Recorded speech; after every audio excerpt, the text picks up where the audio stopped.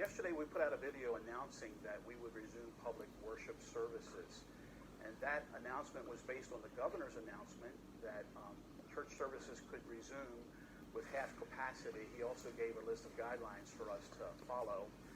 After that announcement, I met with our deacons on Wednesday night via Zoom, and we came up with a list of guidelines that we felt were very safe and would be good for people that wanted to participate in our public worship service again. These included things like hand sanitizer stations all over, people taking their temperature before they leave the house. If it's elevated, don't come, giving out masks, and just all of the prudent things that we needed to do. After we posted the video and the guidelines on our website, the Baltimore County Commissioner came out with an announcement that said that religious institutions could not worship on Sunday yet. They were not ready to loosen that restriction. So a church could worship outside, according to them, but not inside if it's any more than 10. Well, our church has many more than 10 people. Worshiping outside is not an option for us because we couldn't live stream, and there's still many people that want to view live stream. They're not comfortable coming back just yet. So none of those things are really available to us. So this left us in an awkward position. What do? We decided that the most prudent thing to do is to postpone opening our public worship service for a few more weeks. We do this because we want to err on the side of caution. We don't want anyone to catch the virus from anyone here. And so we have no problem postponing for a few more weeks.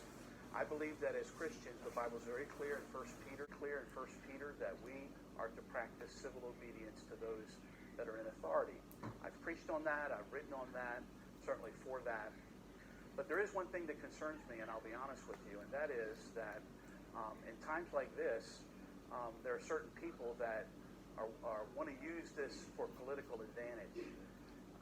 The worship of God publicly with the saints gathering together is too sacred for us to be used as political pawns in someone's game right now. Again, we have no problem with civil obedience. We embrace that. But what we do resist is being the object of someone's political agenda because they're trying to maneuver for expediency's sake. They're not really making laws because it's good for the people. It's more or less good for their agenda. And so that's the thing that concerns me. So what we're going to do is we're going to postpone public worship at our church. In a few more weeks, we're going to reassess. If we feel like that it's safe, that with all the guidelines that we put in place, that there's not more risk coming to our church than it is going to somewhere, say like Walmart on Sunday, I can guarantee you that people that come to worship with us on Sunday with the guidelines that we put in place are safer than people that go to shop at Walmart. My question would be, why is it okay for people to go to Walmart and not go to church for 1 hour with these guidelines? That's where I have a problem.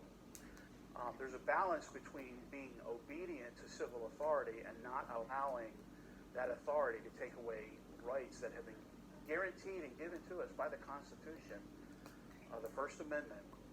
And so, we're concerned about that. As Christians, meeting together and worshiping publicly is something that we are passionate about. And so just pray for God to give us wisdom in this and how to proceed. I have talked to a lawyer. I understand what our rights are. Again, as Christians, we do at times set aside our liberties out of love for others, and we have no problem obeying and following that principle. There also comes a point in time where we have to move forward because we're not going to allow ourselves to be used by people who are overstepping their authority and making laws that are not fair to people.